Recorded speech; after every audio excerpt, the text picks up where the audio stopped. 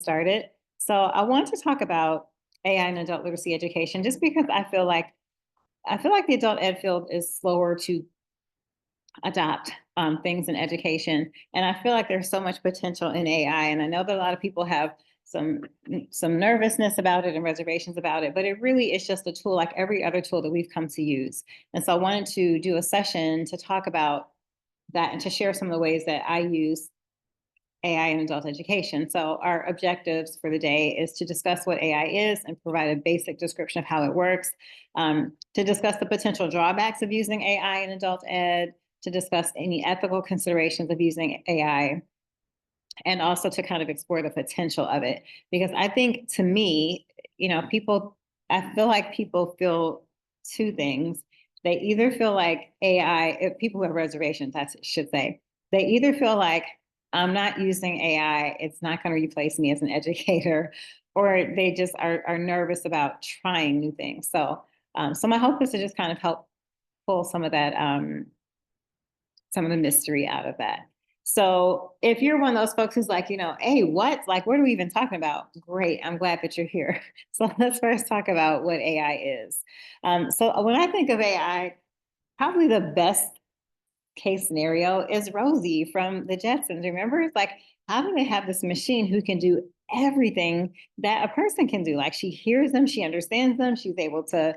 There were a couple times when she had a breakdown, but for the most part, she was on top of it, keeping the family together and making sure that George had everything he needs to get off to work and that the kids had everything they need to get off to school. I mean, she was just really incredible. So AI is really just teaching machines to perform tasks that are typically done by people. How can we help to develop this artificial intelligence in them, so that they can accomplish tasks for us, honestly. So one of the things that AI is helping machines learn, helping computers learn to learn, helping them to problem solve, and then helping them learn to make decisions based on data that they are programmed to use. Okay, so how does it work? Basically, you have computer programmers who program large data sets into different computer programs, and they create algorithms, which basically are sets of instructions that says, hey, when this happens,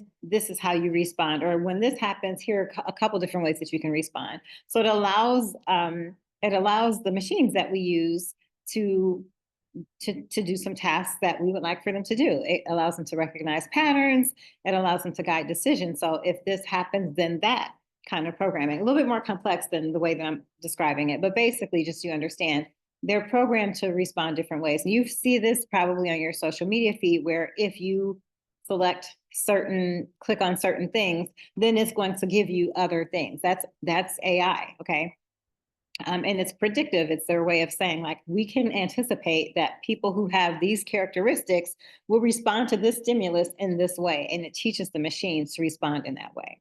It can also help, with speech recognition. And part of the reason when people say, oh, AI is going to take all of our jobs, I'm thinking not all of our jobs. Because if you use Siri and she messes stuff up as much as she does for me, no offense, Siri, I love you. But if you use Siri, and you can see that voice recognition, it isn't as accurate as if it's person to person. Now, all of this technology obviously will continue to be refined and revised, but I don't think we're in any trouble. There are definitely jobs that you can see in our economy that are being where they're replacing people with machines, but I don't think that that's going to be the case with education, just because so much is involved in education that you can't teach a machine to do.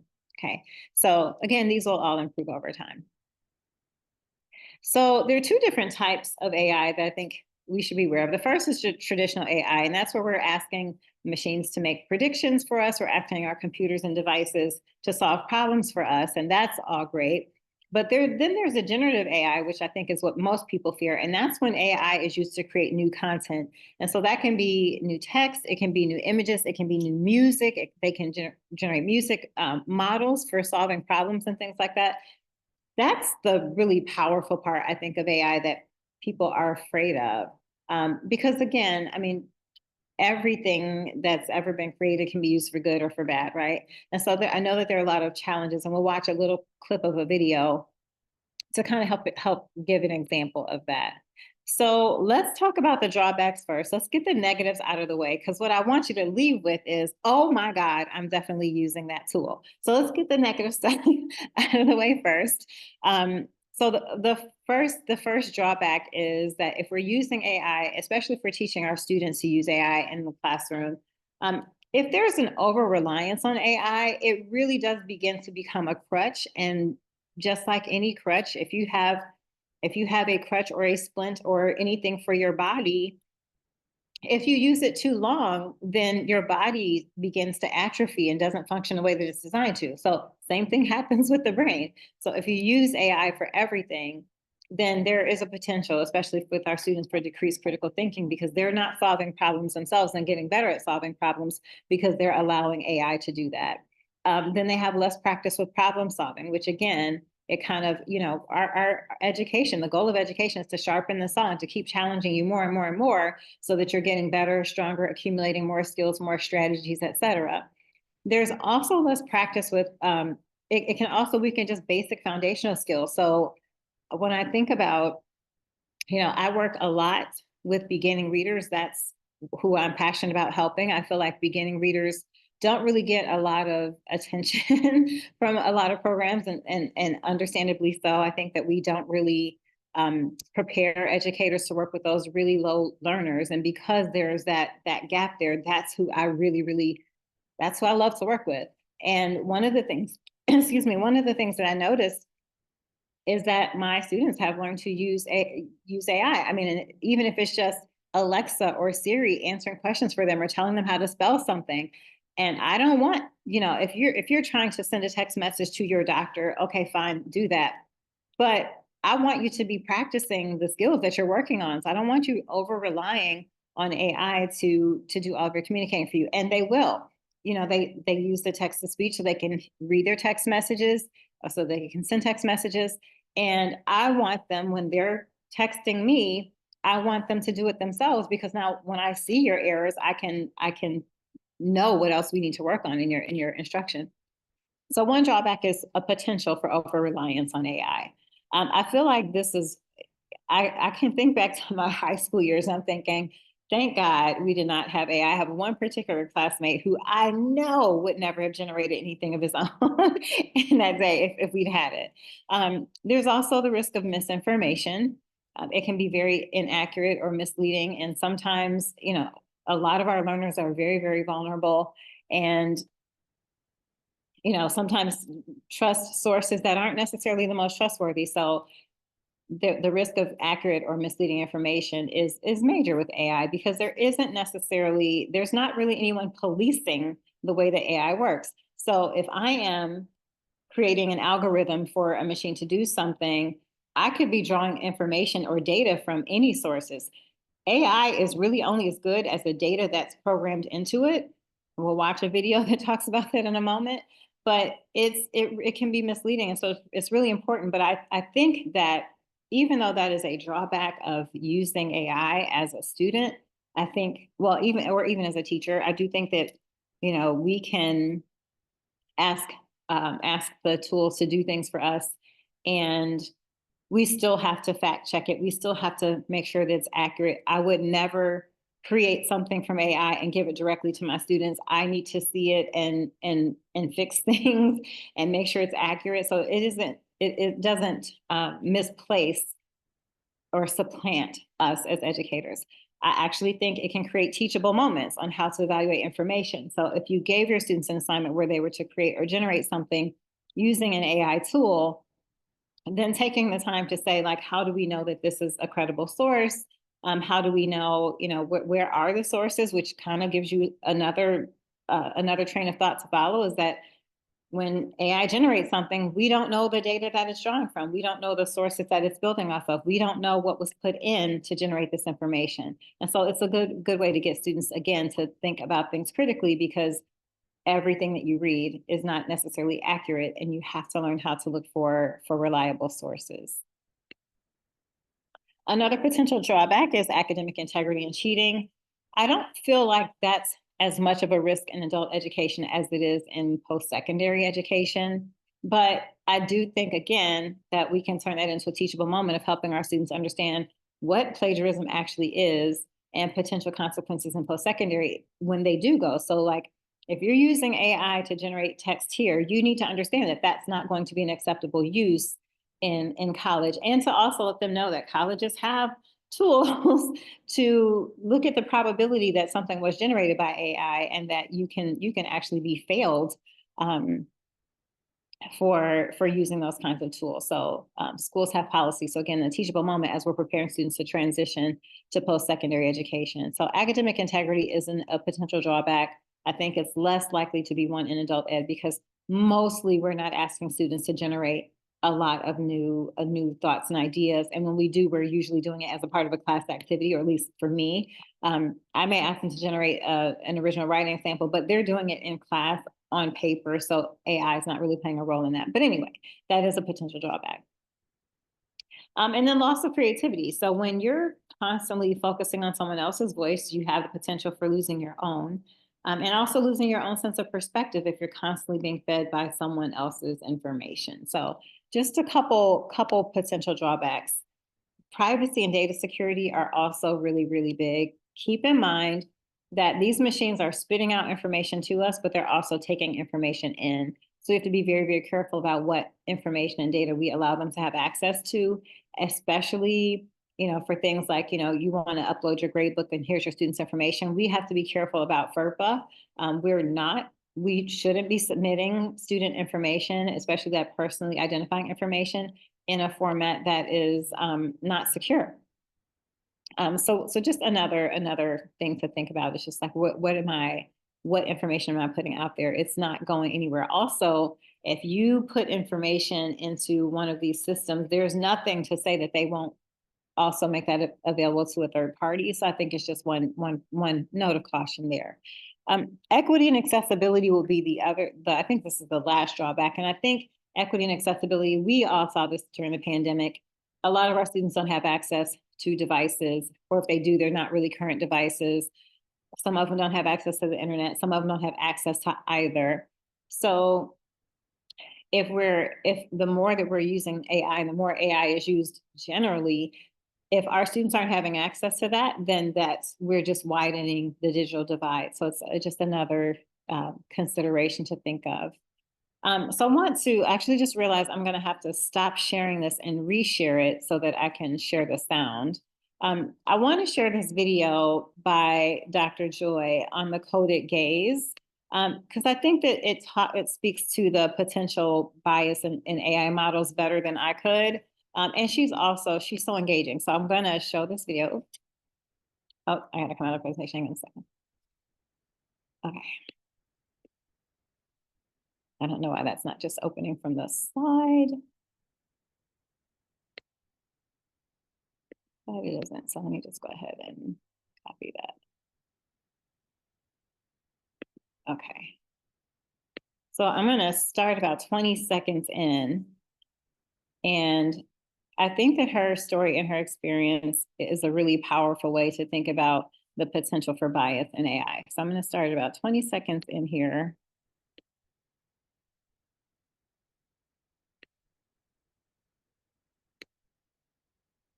Oh, that's probably trying to give me a commercial first. Hang on one second. I got concerned when I learned that these systems can be deployed unwarranted with systems that haven't even been checked for accuracy. So what happens when you're misidentified as a criminal suspect? So my first slide, you'll see a term that I call the coded gaze. And the coded gaze, like the white gaze or the male gaze or the post-colonial gaze, is a reflection of the priorities, preferences, and at times prejudices of those who have the power to shape technology. And I first really started thinking about this as I was working on an art installation. And something didn't quite go according to plan, as you'll see in this demonstration. So you'll see here, I have my lighter skinned friend's face, no problem. I try to get detected. I need a little assistance, right? And so this experience of coding in a white mask is what led me to start questioning facial analysis and recognition systems and more broadly artificial intelligence. So I shared this experience with the TED audience, got over 1 million views, and I thought somebody might want to check my claims. So let me check myself, and I ran my TED profile image through AI systems from a range of companies. Some didn't detect my face at all, and the ones who did labeled me male. I'm a phenomenal woman. I am not a man. So that was not the ground truth. And so, as annoying as this was, being detected by technology that can be used for mass surveillance is not always what you actually want. And so, as I learned in the US that 1 in 2 adults, over 130 million people, has their face and facial recognition networks, I got concerned when I learned that these systems can be deployed unwarranted with systems that haven't even been checked for accuracy. So what happens when you're misidentified as a criminal suspect? And in the UK, where performance metrics are being recorded, the numbers don't look so great.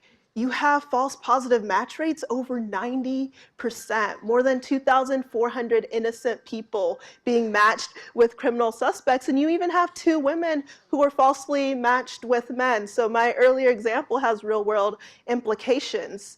And as we talk about the future of work and how AI will replace jobs of the future, we cannot forget that AI is now serving as the gatekeeper for current jobs. So here's a company called HireVue, and they also use facial analysis technology. And they say, give us a video of a face, and we can pick up verbal and nonverbal cues to tell you things like emotional engagement and problem-solving style. And here's the kicker. We train on the current top performers of our company. For me, when I heard this, I was thinking, do they know they could be in violation of Title VII of the Civil Rights Act, which says you can't discriminate on the basis of gender or color when it comes to the workplace and employment? And we're not just talking about using computer vision or facial analysis technology. We really have to think about all of the areas in which AI is currently being used. So this includes hiring, but also college admissions. And we know that can be biased, as well as access to financial services. And even when we're thinking about things like predictive policing, who has access to freedom? So part of the reason I shared this video is because it talks about a couple of different areas where this could really be a problem, but to also show that with her example of her trying the facial recognition and having it not work on her because of her complexion, when they're training these data sets, they're giving them information. So one of the things that they do is show these machines how to recognize a face. And so if you're a person who's teaching this machine how to recognize a face, and you only use faces that look like yours, you limit the ability of the technology to recognize faces that don't look like yours, which can be exclusionary and which can be very biased. So I know that so that's we're not using facial recognition to determine whether we're going to have students or how we're going to serve them. But the idea that the data that's in the AI systems is really only as good as the information that's put into it. So it's garbage in, garbage out. And I felt like her story made that point a little bit more clearly.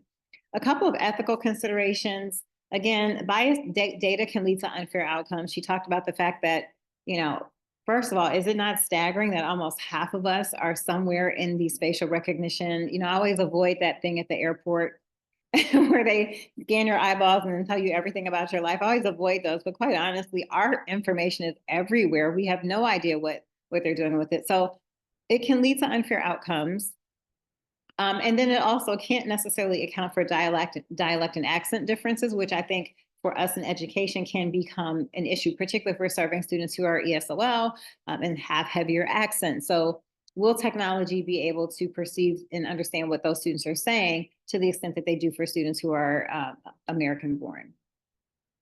And then privacy, data security, I just feel like always need to mention, be careful about what student data we share. It gives students an opportunity to opt out of being included if you're using student data in anything, and then be sure that the tools that you're using don't allow third-party access to your data, which means read the fine print on the website as you're signing those agreements away. So the role of human educators is another thing that people consider. AI should definitely support and not supplant human educators. It should make some tasks that we do easier so we can spend more time on the things that technology can't do. So for me, I'd rather have AI generate a worksheet for me so that I could spend more of my time focusing on the lesson or more of my time engaging with my students. So to me, it's a great way, particularly if you're in a program and you're working part-time and you don't get a lot of time outside for prep. AI is such a time saver in so many ways that I hope it becomes something that we begin to use more and more. The statistics, most recent statistics that I've seen is that 86% of the adult education workforce consists of part-time employees. So if that is the case, the potential of AI to save instructors time is wonderful. And so I hope that you'll walk away with that. Okay, so what are the psychological and social impacts? AI is not personalized. It doesn't allow for collaboration. And adults are social learners. So there are theories of motivation. And one of the theories of motivation says that when students feel like they're connected socially, when they feel competent, and when they have some autonomy, they're more likely to participate and to persist, right? So with AI, they actually don't have that sense of belonging and that sense of like, yeah, this is my class, this is my group. If I don't show up, they miss me. They ask about me when I come back. That is missing. So there's a social and psychological impact of that. A lot of our students are already spending lots of time in these, not real social environments. And the other thing is AI can't address the student's social and emotional needs the way that we can. And we all know that our students often have needs outside of their academic needs that they want to come and talk about and problem solve and process so that they can move forward in their education. So how many of you remember Ask Jeeves? I remember there being a little bit of a panic of like, oh my gosh, there's this guy, you just ask him a question and he can answer anything. Like, why will we even need teachers after Jeeves, right? Where's Jeeves now, right? Unemployed. So AI is incredible, but it isn't personal. And the adaptive learning that you can do with AI, like it can listen to your responses and then give you material that's a little bit more challenging, but it doesn't allow for engagement. It doesn't allow for social learning. Adults are social learners. And the class that I taught earlier this morning, we were talking through prime factorization. And one of the students was really struggling with the idea of two numbers being factors of another number. And, just the interaction of him asking questions and us kind of pushing back. One of the other students said, you know what, I understand this so much better because he asked the questions. Like I got it, but now I really get it because of the questions he was asking in that conversation. So that does not happen in an adaptive learning environment. That doesn't happen when you're just using machine learning. Also, as much as ChatGPT and I are buds, I get no emotional support from using this tool. So I think that that's another thing. So let's talk about the potential of AI in adult literacy. Sorry. Okay. Oh, that slide was supposed to come out of there. So here's the tool that I introduced myself to most early was ChatGPT. And the reason that I used ChatGPT the earliest was because I saw this story and I was just like, oh, that sounds kind of cool. I can ask this thing something and it'll generate things for me. And so I thought, okay, well, let me just try that. So I spoke earlier about the fact that I really, really am passionate about helping adults learn to read. I'm in the process of actually writing some phonics lessons for adults or phonics books for adult literacy learners that really help the beginning reading teacher and tutor help the beginning reading student, right? And so I've been working on these for a long, long time, and I have an order developmentally that I think makes sense for myself. And so I thought, you know what, let me just kind of check what ChatGPT would do. So I asked, give me the scope and sequence for teaching phonics to adult learners. And it spit out kind of a sequence that was very, very similar to what I was already doing. I didn't change any of what I was doing because I didn't necessarily agree with how with the differences, but that was my first introduction. I thought that is actually pretty impressive. And so I just started playing with it again. So ChatGPT is really like kind of an advanced form of Google. You can ask it any question and beyond Google, Google will give you answers and Google will search the web and pull options of things that other people have created that sound like that with the same keywords. But Chat GPT will create something for you. So a friend of mine was working on, he has a business, he created this product and he was trying to promote his product over social media. And I said, he's like, oh, I've been working on these posts. I'm trying to come up with these post ideas. And I was like, why don't you just ask Chat GPT? And so he was like, oh, yeah, okay. And so he didn't, of course, because what man listens the first time around? So I'm just kidding, guys. So I put I prompted myself and I said, hey, can you give me 365 social media posts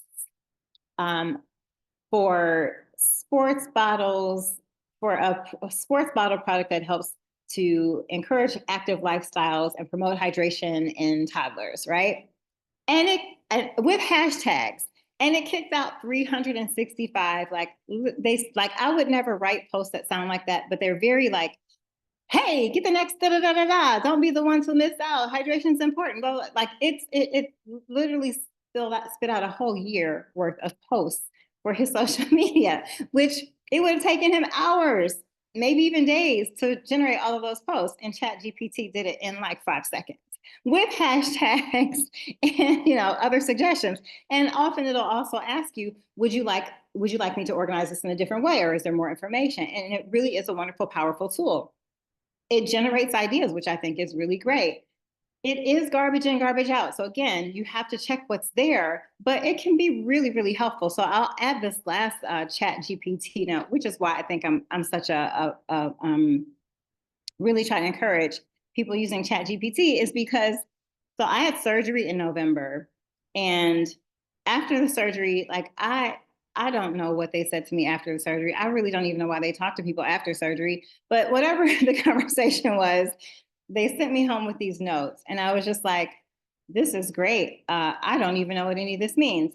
But I went into my chart online and I copied the doctor's report and I put it into Chat GPT and I said, and now none of my identifying information was in it, just the surgical notes, right? And so I copied it, I pasted into Chat GPT, and I said, tell me what this means in regular English. And when I tell you that the information that I got was like, oh, is that what that means? Like, it just made so much more sense after that. Now, I'm a little bit of a skeptic at heart. So I didn't just take Chat GPT at its word. I went back to Google, looked at some of the stuff on the Mayo Clinic and Cleveland Clinic, like their information resources. But the Chat GPT information gave me an approach for even looking for this other information. And it actually was very, very accurate. And when I went back to my doctor for my follow-up appointment and I talked to her about what I got out of it, she was just like, that was actually really good. So if there's good information, and I find that Chat GPT is pretty good for the things that I've asked it for. I don't ask it for a lot of outlandish things, far-reaching things, mostly around education, things like that.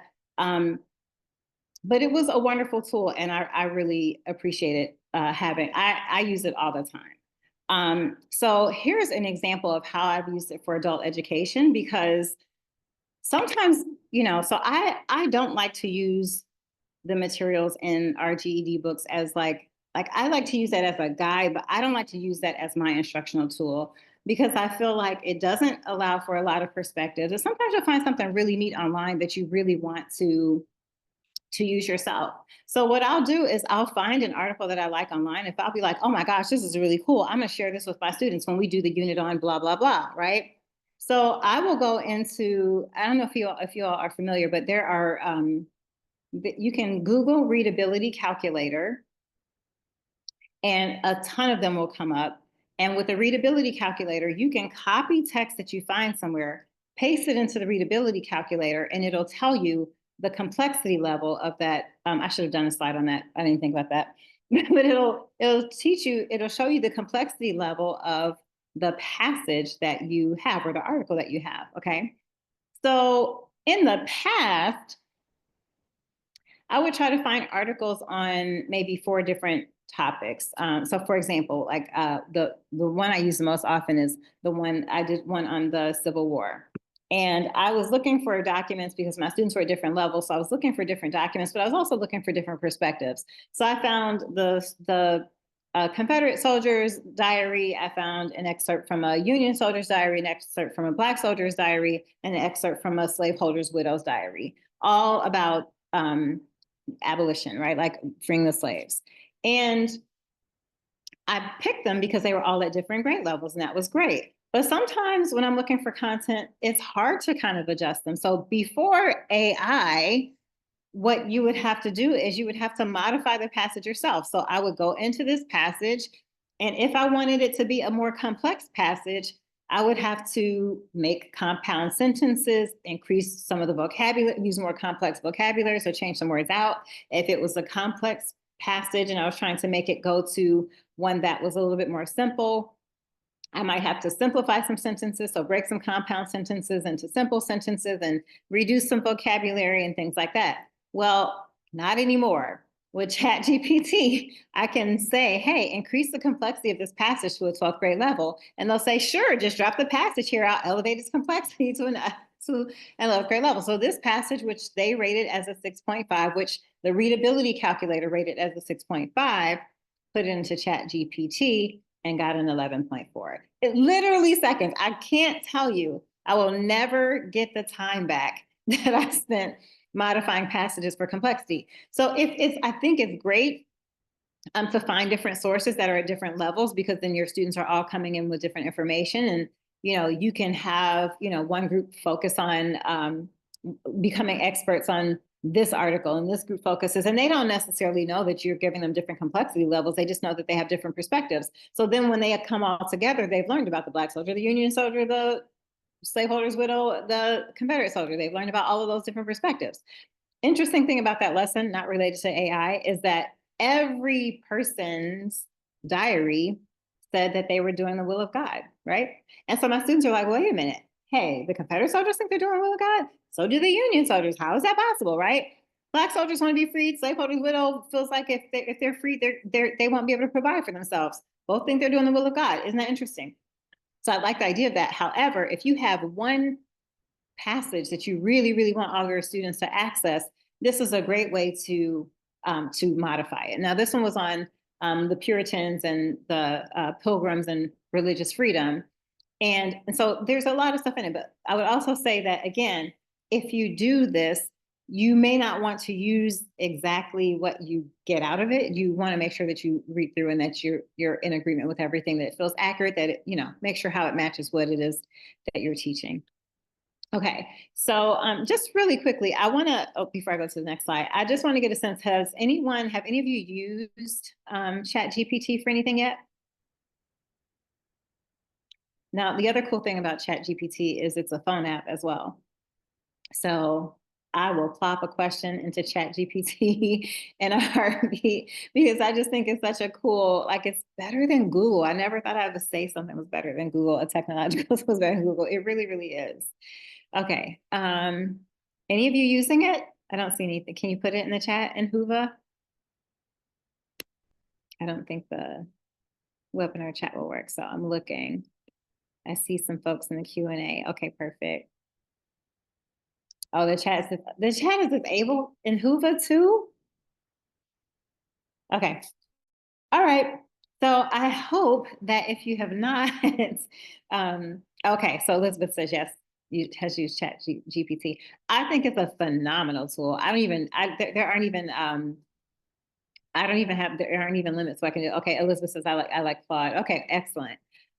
So there's so many different tools, and of course, just like everything else, whenever someone makes a tool that you're like, oh, this is great, someone makes one that's very similar but maybe a little bit different. So there's just so much stuff that's out there to explore. So okay, so ChatGPT was probably my first introduction. These next two are they're pretty similar, but I really like them. So the Magic School, also all of these resources are free. So I'm not giving you anything that you would have to pay for. So Magic School AI, I really, really like. It's built by educators for educators. I always feel like educators do a better job of creating content than folks who've never been on this side of the chalkboard. Like the ones I think that I used to actually work for an education publishing company, and I would be like, these writers, who are they writing for? Like, have they ever met an adult literacy student in their lives? So I like that it's built by educators for educators because educators know what educators need. Now, their tagline is, "We believe teachers are magic." Gotta love somebody who understands that, right? So I think the one thing that most adult education folks will probably not like about it is that it really is built for K-12. So there's no adult ed option. So when you're setting up your profile, you don't get to pick, you get to pick, kindergarten and all the way up to 12th grade. You get to pick post-secondary, you get to pick professional development. There is no adult education. So I feel like we should all email them and say, hey, what about us? But what you can do is you can select K through 12, depending on the levels of your students. So my students, again, are beginning readers, and I don't like to limit them to level appropriate content, although I don't. So if there's content that is higher, then I want to modify it, but I want my students to have the same exposure that everybody else gets. So I like for them to have kind of the whole world opened up to them. So I just put in every grade level. And when you put in the grade levels, it'll generate content based on whatever you say you want.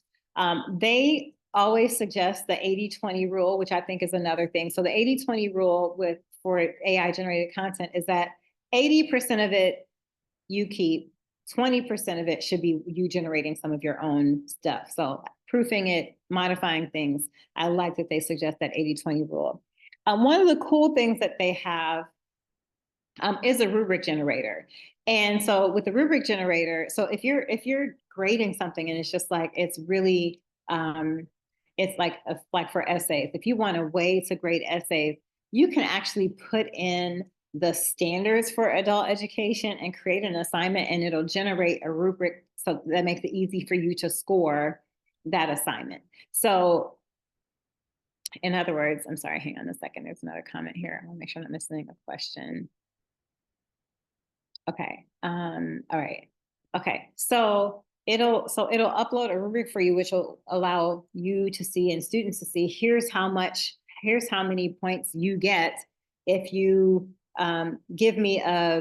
if your paragraph has a strong topic sentence. Here is how many points you get if you have a strong introductory paragraph. Here's how many points you get. And those are the things that help students plan as they're writing, which I think is good.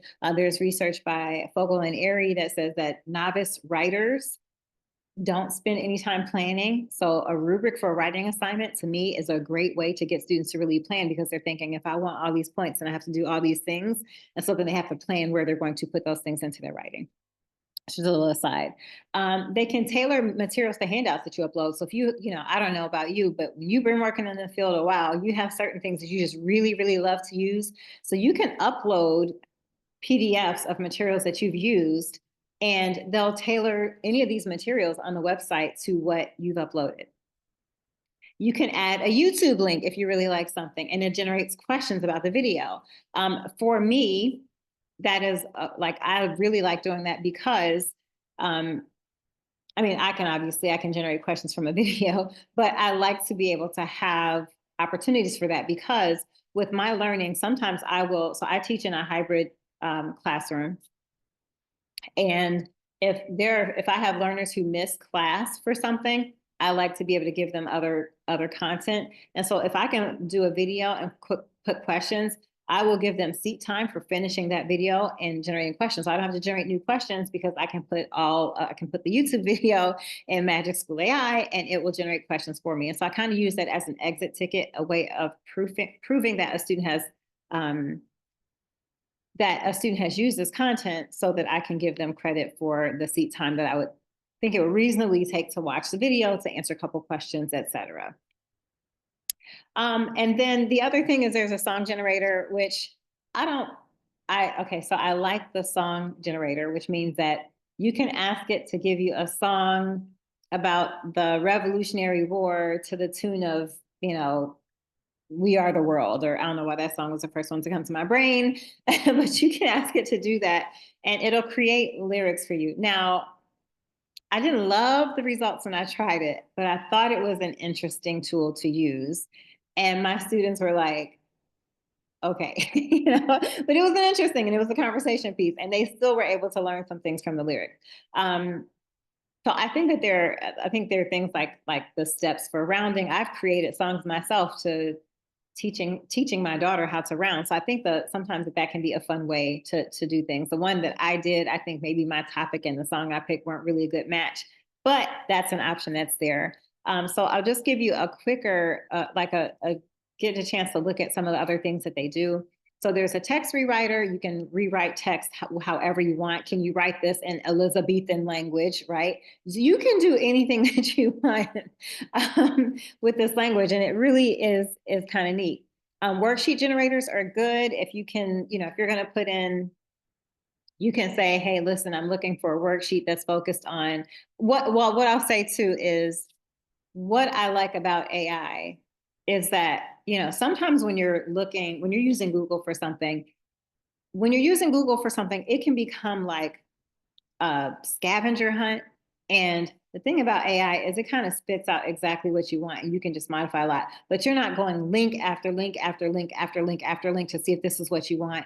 Or how many of you have like gone online looking for, you know, I want a place value worksheet. And so you go online, you look for this place value worksheet, you like it, and then you go to download and it's like, oh, well, I have to register for this and here's how much this costs or whatever. You don't get any of that in AI. So that's the one thing I really like. The worksheet generator. You can generate original academic content. You know, give me a lesson on the Civil War that's written for 6th grade students that focuses on the role of the Union soldier. As the more specific you are in your request, the more you're likely to get what it is that you're looking for. YouTube video questions, we talked about that. If you want to proofread, probably you all use, you probably have already heard of Grammarly. I think that Grammarly is another really great tool. And I know a lot of people feel like students shouldn't use Grammarly. But one thing that I like to do is ask, so if a student is doing a writing sample on the computer that has the Grammarly app installed or the Grammarly plugin installed, I'll ask them to print their initial copy and then go back and note where Grammarly is asking them to change things. And then I want them to compare the two copies because quite honestly, some of the test questions ask students to be able to hear correct language or hear the conventions of modern English, I should say.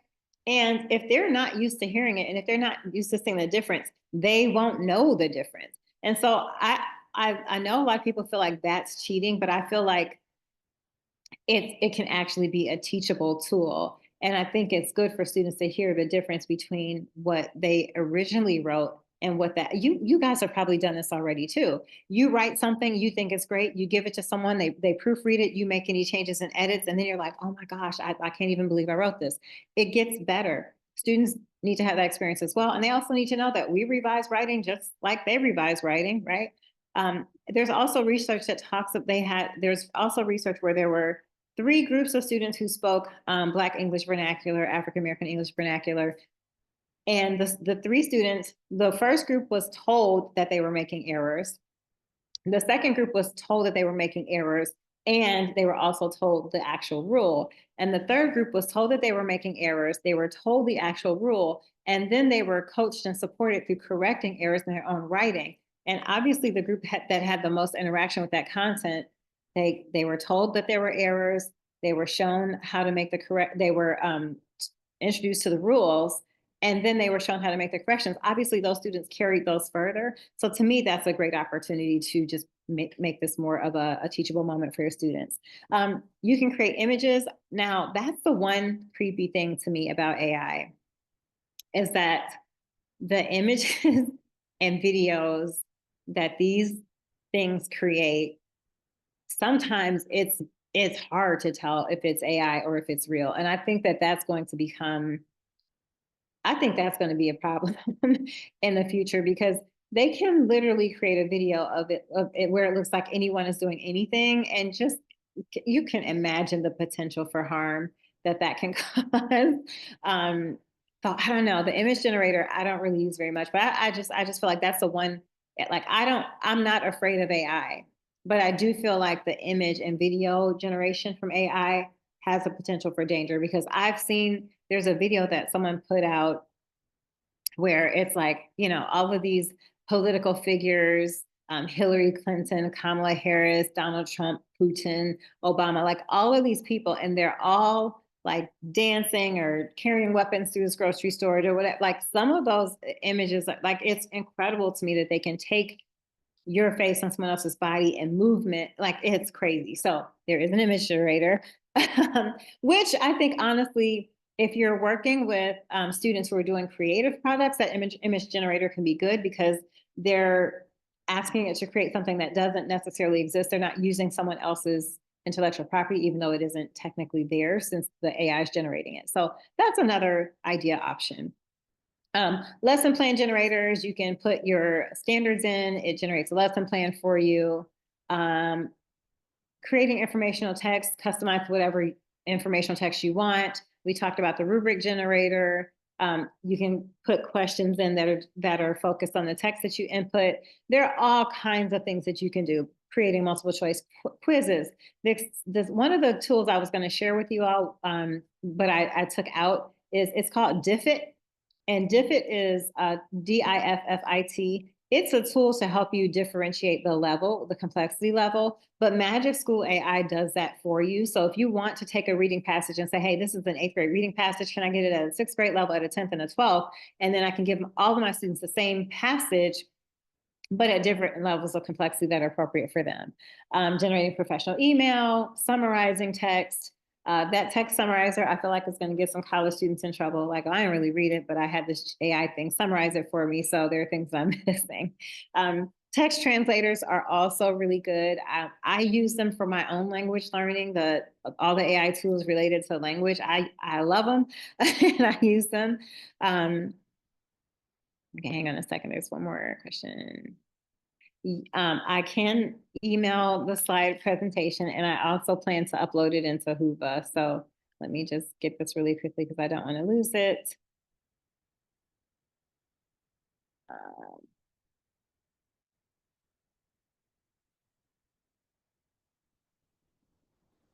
Okay. All right. Yes, I can do that. But it will also be in the Hoova app. So that's a very good question. And I honestly don't have the legal answer. Do you want me to ask ChatGPT on the property rights of a creation of person made or AI? Honestly, I don't know the answer to that. I would say, like, I feel like if I create something, I actually am planning to do this. I'm creating something and then putting it in ChatGPT and asking it to modify it for me and then making my own modifications to it. To me, that is my own intellectual property. But if I'm asking like that, if I'm putting something in and they're modifying that, then I could say that maybe that's me. But I certainly wouldn't feel like it's my intellectual property if I'm asking AI to just create it for me. Certainly at the college and university level, like our students so I taught a class at Case Western last semester. I used to teach at Cleveland State University. Our students were not allowed to use these tools to create things because it is definitely considered plagiarism because they haven't generated it themselves. Now, legally, who owns the property rights? I really don't know the answer to that. That's a great question. Maybe I'll look for that. Okay. So with mine is going in the wrong direction. All right, wait. You're going the wrong direction. Okay, so, all right. So then getting feedback on writing is another one. And I actually haven't used that one because I already have a system for giving students feedback on their writing. I probably should, it would save more time, but I like to know how students are thinking, how they're writing. And I have a list of the most common errors that students make. And we kind of have it down to a science so I can figure out what they're doing and then give them the key and they can go back. So I don't use that one, but so here's an example.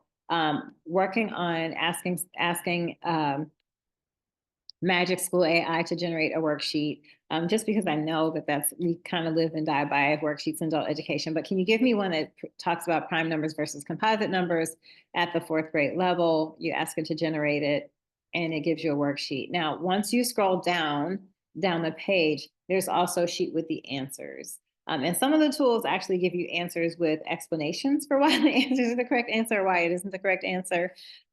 So to me, I mean, Magic School AI is like one of the like I use it all the time. So here's the answer key with the fill in the blank questions, multiple choice questions. You can also modify it and tell it what kinds of questions that you want.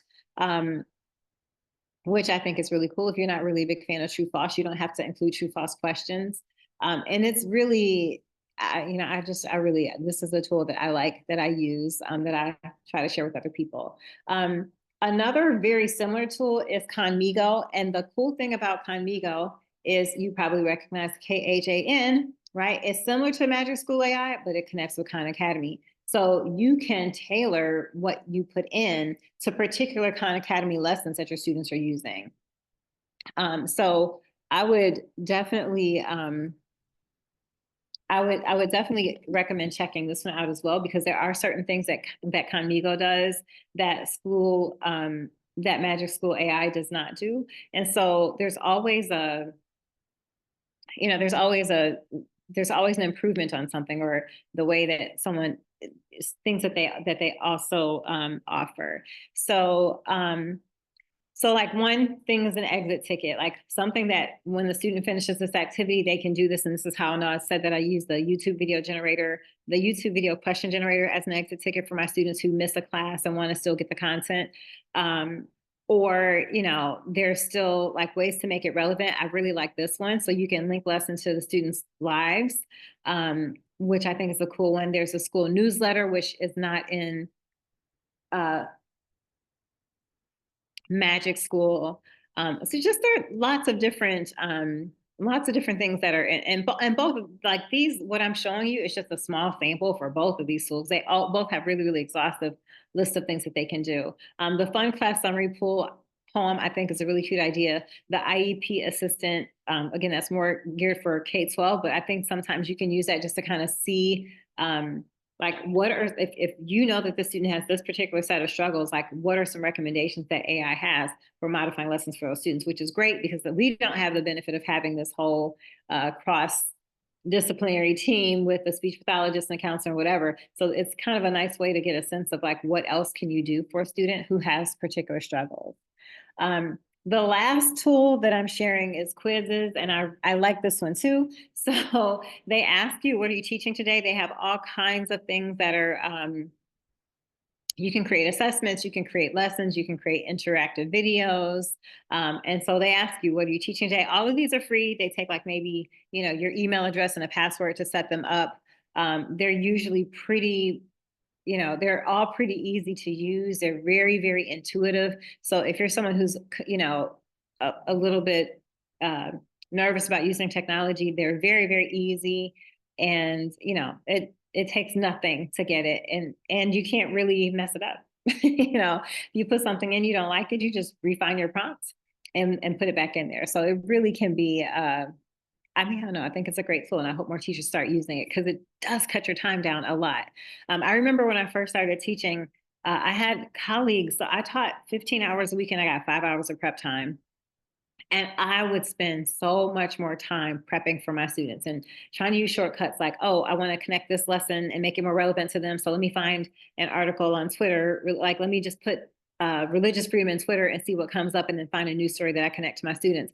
But if I'd have had this when I was teaching, oh my God, my classes would have been so much more amazing because it would have saved me so much time. I mean, I have like literally binders and binders of things where I've written out, like, these are the things I want them to understand, and here are the questions. This would have saved me all kinds of time. I could use that prep time for, all kinds of things. Anyway, so again, they ask, what are you teaching today? And then you search whatever topic you want. For this example, I asked about place value. Place value is a lesson that I don't care how many times I teach place value, I always feel like I could do it better. I understand helping students, like, like we'll talk about why we use our numbers and not like Roman numerals, or why we don't use tally marks, hash marks, why we don't use stones to count things, right? And so like helping them understand that, well, the reason that it's called place value is because the number, how much it is, depends on where it is in our system, right? And so I always look for new ideas for place value lessons. So you put in your topic, and then it gives you a bunch of different options for, is it understanding place value or is it decimal place value? And so you can kind of pull together a lot of different things based on that. You can look at all the resources, you can look at just assessments, you can look at just lessons. You can find interactive videos. It really depends on what your search is. And I'll tell you one other thing. So whenever I use AI, including my Siri or Alexa, or and I was really, really reluctant to get Alexa because I was like, I don't need everybody knowing what's going on in my house. So there's still a little bit of AI paranoia in here. But whenever I use them, I always say, or like even in Chat GPT, like I'll say, can you give me such and such and such and such, please? Right. And my friends are like, why do you do that? And I'm like, well, if what happens, if everyone's saying that these machines are one day going to be smarter than us, I want them to remember that I was polite, like if they ever rise up, I want them to be like, she's an ally, she's a friend. All right. So quizzes. So here it is. Like I actually asked for this one. So it says try it as a student. There's a student preview. There are questions related to it, right? But I didn't want, so I could assign this to students virtually and they can do the assignments online. But I chose to download a worksheet. And so it'll generate a worksheet for you as well. And the thing is the worksheets don't look like garbage like a lot of times you'll see. So what I wanted to do, well, first, if there are any questions, please feel free to add the questions. What I wanted to do is to give you all time. So what I'm going to do is I'm going to come out of the presentation. Oh, wait a second, the chat's not enabled. If I put it in the Q&A, let's see. I wanted to give you time to play with some of these because I feel like you're at this conference, you're getting all of this information. And I know that a lot of the stuff is not going to survive the weekend. So I want you to have a chance to kind of play with this before you go away. So let me see if I can put this in the Q&A. And if you can open, let me get a picture of this email address just to be safe. Let me just see if I can put the links in. If you all can access the links through the response here.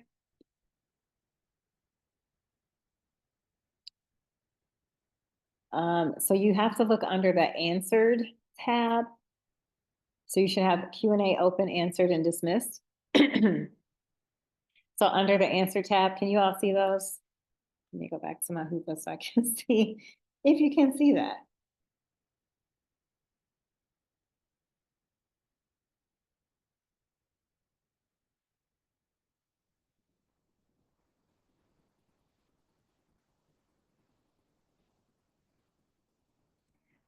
So I'm just going to share because that was a very good question. Under current copyright law, AI itself cannot own the copyright to a creation, and therefore the property rights of an AI generated work typically belong to the human who used the AI to create it, or to the programmer developer if the AI is used to create the work autonomously. So if a human uses an AI as a tool to assist in the creation of a work, the human is generally considered the author and therefore the owner of the copyright. So thank you for asking that question. That was an excellent question. So thank you for asking that. All right, let me go back. I can't see if you guys are chatting or commenting in Hoover or not. I don't see any new comments.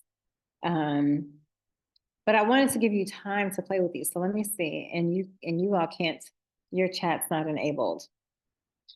What I can do, let's see.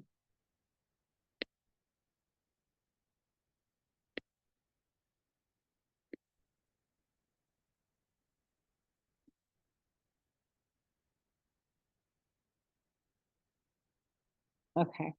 Well, this is what I'll do. I'll go ahead and open if there are any questions. I'll leave my contact information on the screen. If you want to shoot me any questions or email or just connect on social media, that's perfectly fine. I will be uploading all of these materials to the Hoover app. I had some difficulty with it on Sunday, which is why it's not in there now, but I will have an opportunity to upload it before the conference is over, so you'll still have those resources. I really, really do appreciate you all coming to the session. I hope that when you leave here, you actually go back and use some of these tools. I definitely think that they're all, they cut your work in half. It really is a lot easier than trying to come up with everything new on your own. It's one thing to say, okay, let me find a really great article. It's another thing to ask ChatGPT to give you 4 articles in the time that it'll take you to Google one. It really is a time saver, especially if you're one of those folks. I had coworkers who worked 4 hours a week. They might get 2 hours of prep time they got paid about 25 bucks an hour. Every additional amount of time, every additional amount of prep time that they spend cuts their hourly rate, you know, by a percentage. And so I really think that these are good tools. I'm hoping that you're all able to take some of these and use them and really just kind of get excited about how this can help kick your instruction and your students' learning to the next level. And I wanted to have an opportunity for you all to play with these and then to kind of share back out what you're thinking or how you thinking about using it. And we're not going to be able to do that. So I will end here. Thank you all so much. I hope you enjoy the rest of your conference. I hope you're having a great time in Dallas. Hope you're getting some good food, and that you go back home with the arsenal of things to use with your learners. Thank you for the work that you do. Thank you for attending this session. And with that, I'll stop sharing.